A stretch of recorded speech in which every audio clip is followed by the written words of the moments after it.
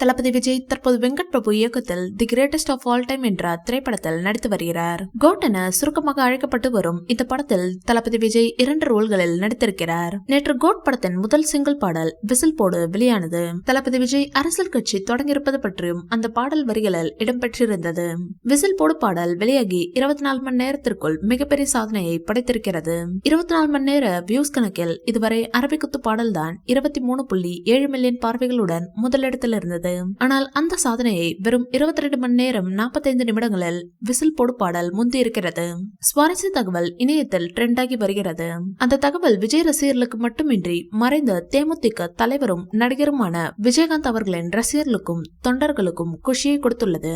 விஷயம் என்னவெனில், நடிகர் விஜயின் கோட் திரைப்படத்தில் செயற்கை தொழில்நுட்பத்தினை பயன்படுத்தி நடிகர் விஜயகாந்தை கொண்டு வரும் ஏற்பாடுகள் நடந்து கொண்டிருக்கிறதாம். இந்த தகவலை தேமுதிக பொதுச் செயலாளரும் நடிகர் விஜயகாந்தின் மனைவியுமான பிரேமலதா விஜயகாந்த் தெரிவித்துள்ளார். இந்த வீடியோ பிடிச்சிருந்தா லைக் பண்ணுங்க, ஷேர் பண்ணுங்க.